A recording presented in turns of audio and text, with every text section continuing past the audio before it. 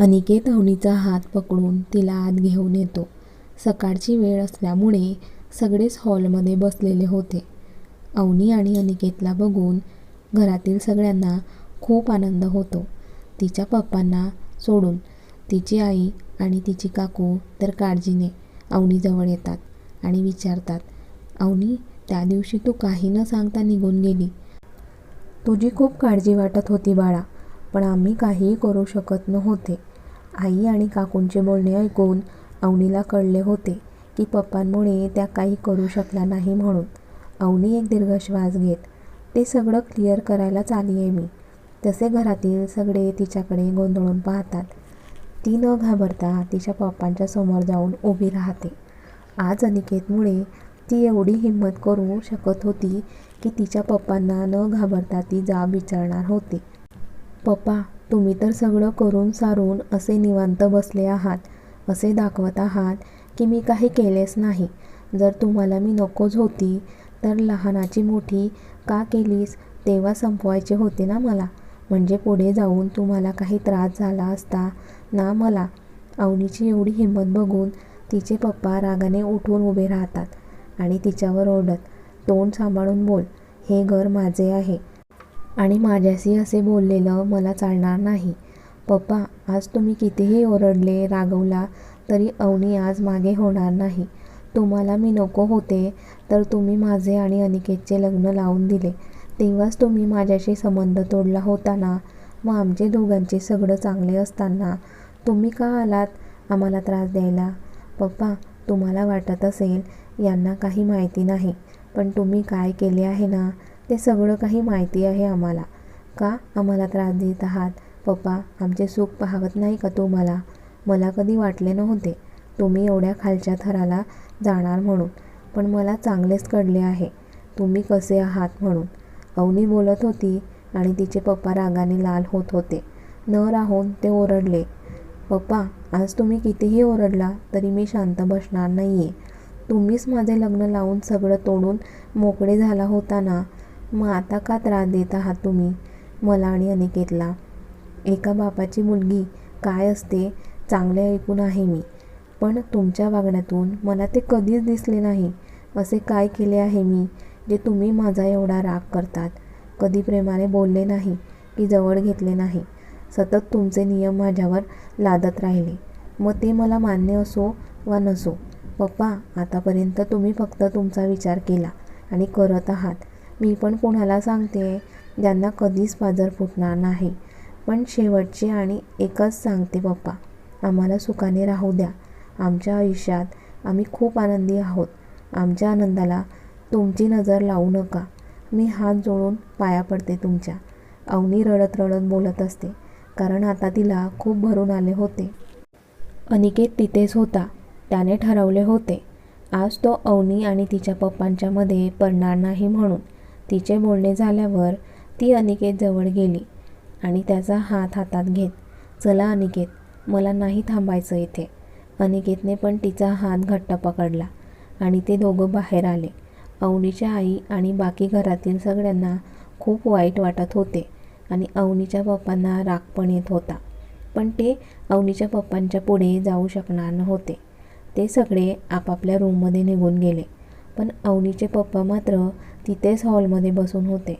आज अवनी जे काही बोलून गेली होती ते आठवत होते, कारण आजपर्यंत त्यांच्यासमोर नजर वर करून न पाहणारी अवनी त्यांना एवढं सगळं बोलून गेली होती.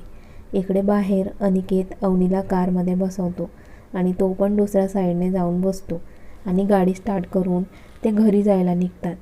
दोघं गाडीत शांत असतात. 10 मिनिटात ते घरी पोहोचतात.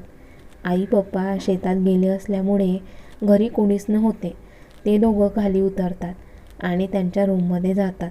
अवनी बेडवर बसून तिच्याच विचारात असते की अचानक ती हुदके देऊन रडायला लागते.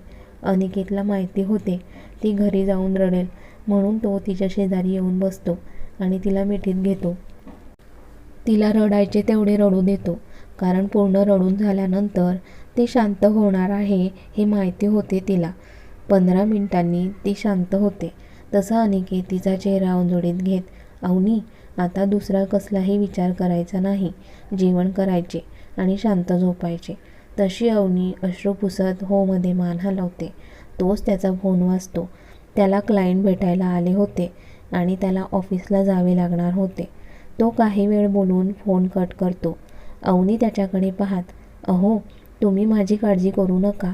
मी जेवण करेल आणि त्यानंतर शांत झोपेल. तुम्ही जा ऑफिसला. तसा अनिकेत तिला मिठीत घेतो. अवनी, खरंच खूप समजदार आहेस तू. तिच्या पाठीवरून प्रेमाने हात फिरवत तो बोलत असतो. तिला मिठीतून बाजूला करतो आणि तिच्या कपाळावर किस करतो. काळजी घे तुझी. आलोच मी. एवढं बोलून तो निघून जातो. अवनी पण स्वतःला नॉर्मल करत फ्रेश व्हायला जाते. फ्रेश होऊन बाहेर येते आणि तिची बुक्स घेऊन ती अभ्यासाला बसते. असाच वेळ कसा निघून जातो तिला कळत नाही. दुपारचे जेवण करून ती पुन्हा वर त्यांच्या रूममध्ये येते. इकडे अनिकेत क्लायंटसोबत बिझी होता. पण अवनीची आठवण येतच होती. पण काम पण महत्त्वाचे होते. अशी संध्याकाळ झाली.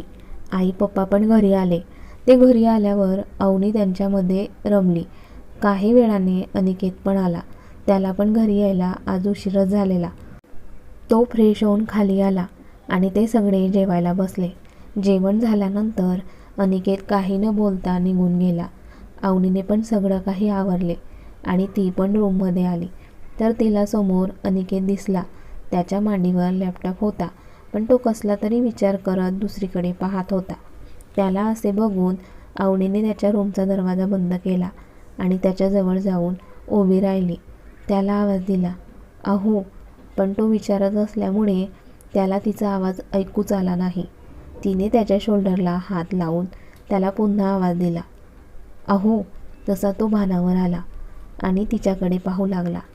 अहो, कसला एवढा विचार करताय तुम्ही?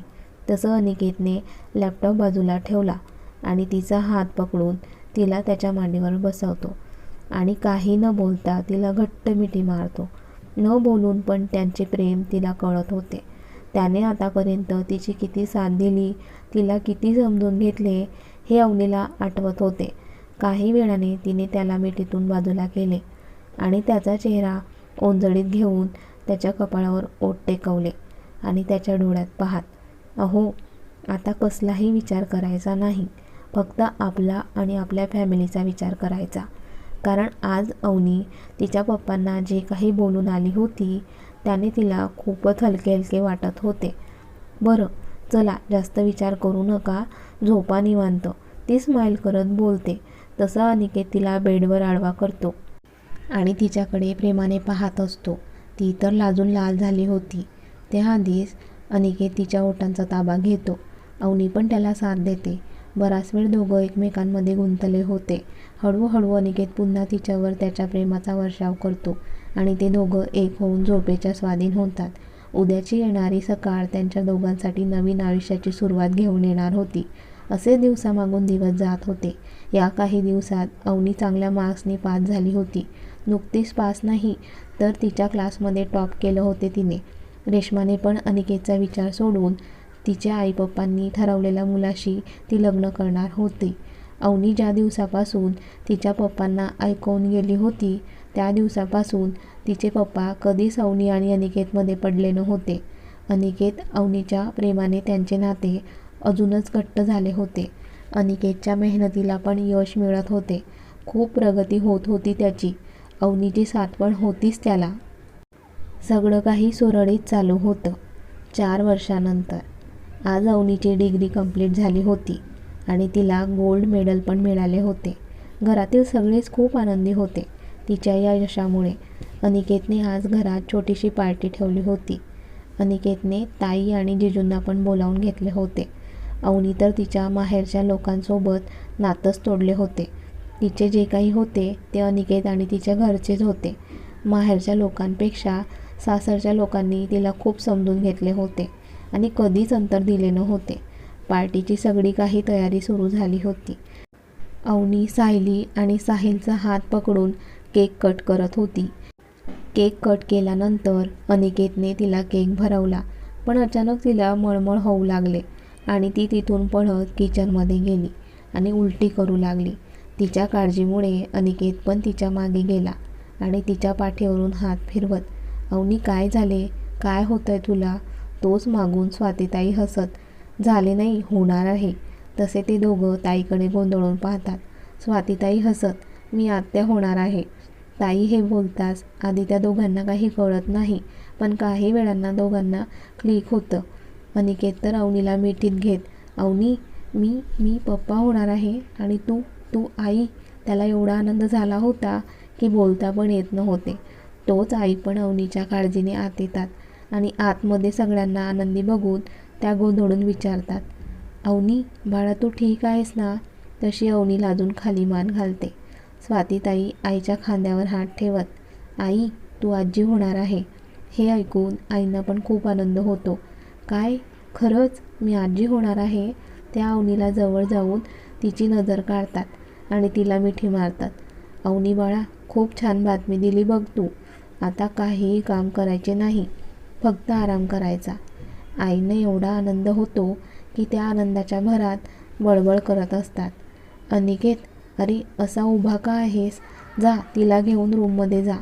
अवनी बाळा तू पण जा, जाऊन आराम कर आणि काही लागले तर मला सांगा. तसे अवनी आणि अनिकेत आईंना मिठी मारतात.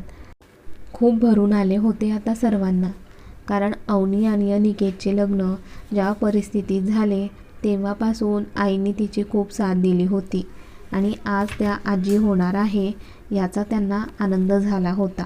त्यांच्या चेहऱ्यावर दिसत होता तो. जा जा तिला रूममध्ये घेऊन जा. आई त्या दोघांना रूममध्ये पाठवतात. अनिकेत अवनीचा हात पकडून तिला रूममध्ये घेऊन येतो. आत येताच दरवाजा बंद करतो आणि तिला मिठीत घेतो. खूप आनंद झाला होता त्याला आज.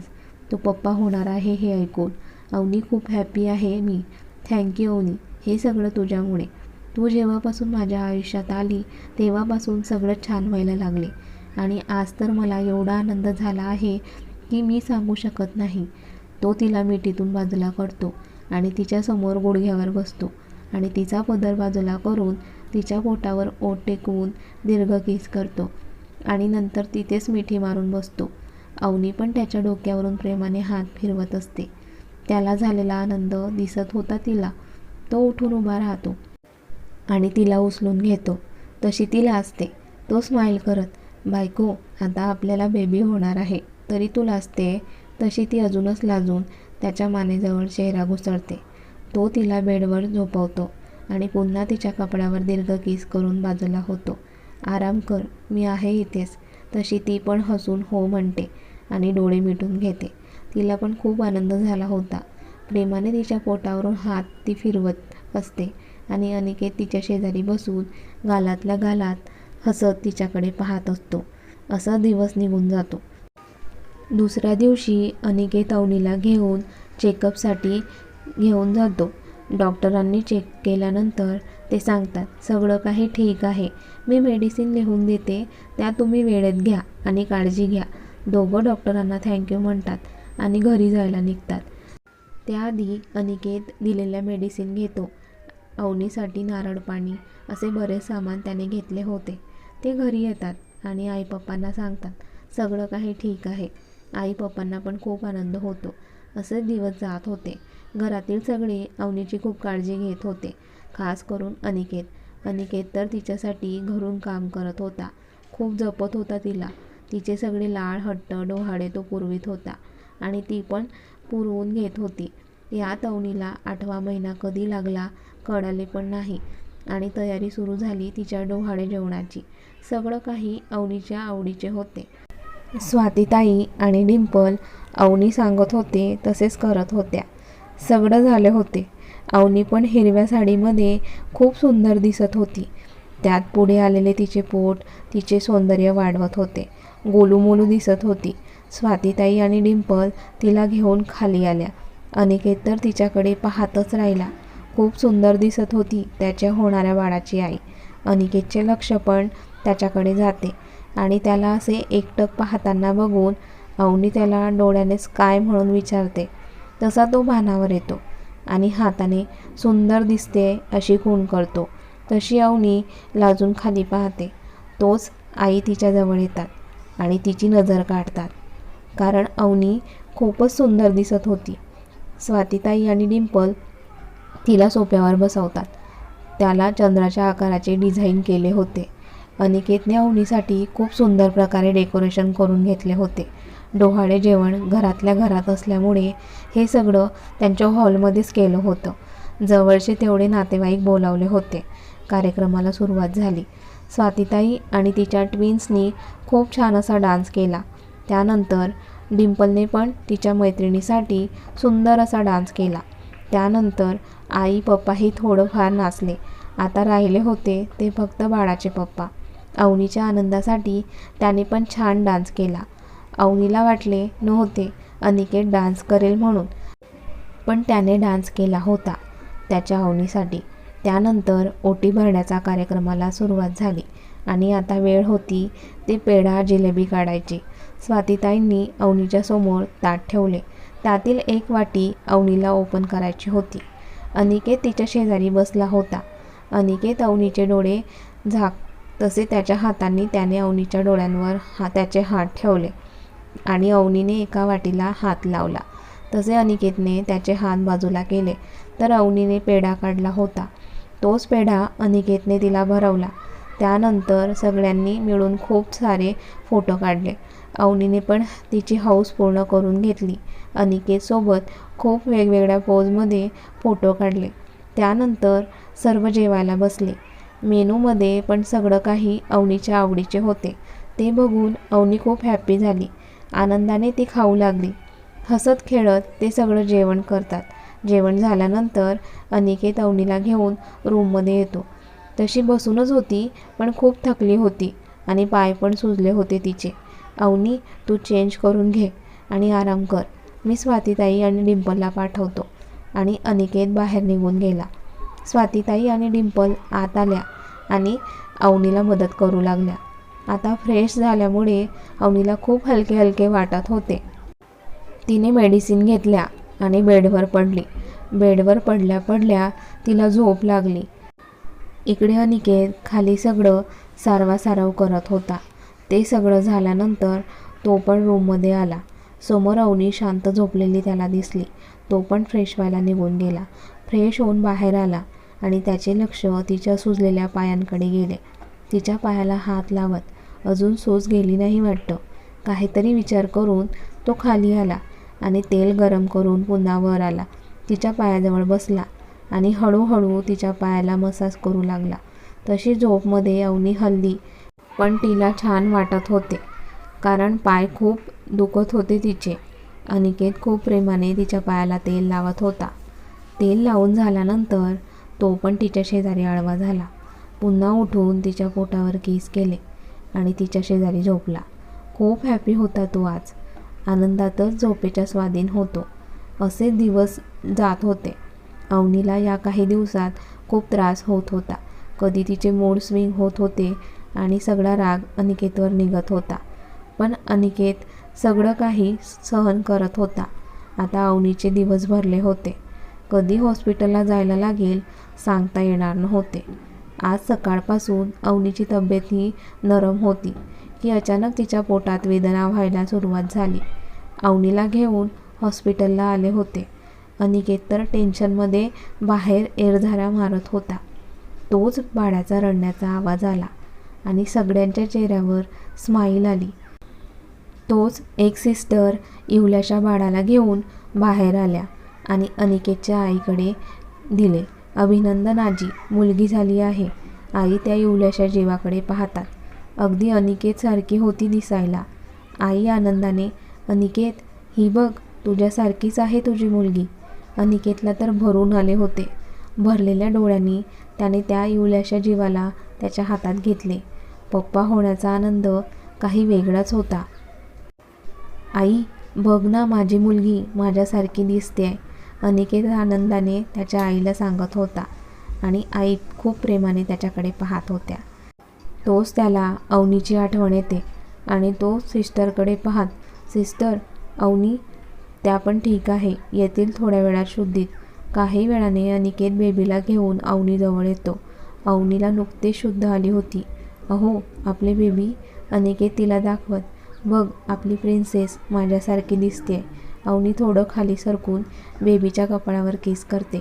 आणि अनिकेत अवनीच्या कपाळावर ओठ टेकवत तिला किस करतो. आई पप्पा आपल्या मुलांना बाहेरून पाहत होते. खूप भरून आले होते त्यांना. असेच 4-5 दिवस होऊन जातात. अवनी आणि बेबी घरी आले होते. त्यांचे स्वागत पण खूप धूमधडाक्याने अनिकेतने केले होते. आणि आज गडबड चालू होती ते बेबीच्या बारशाची. आज प्रिन्सेसचे पप्पा तिचे नाव ठेवणार होते. अनिकेत आणि अवनी तयार होऊन त्यांच्या प्रिन्सेसला बाहेर घेऊन आले होते. आणि अनिकेतने पडदा ओपन केला आणि त्यावर नाव झळकत होते, अवंतिका.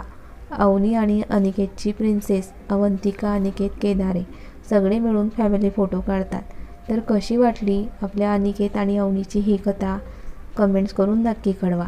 आणि व्हिडिओला लाईक करा, जास्तीत जास्त शेअर करा. त्याचबरोबर आठवणीने हाईप पण करा. आणि तुमच्या सगळ्यांच्या आवडत्या लाईव्ह मराठी स्टोरी चॅनलला सबस्क्राईब करायला विसरू नका. धन्यवाद.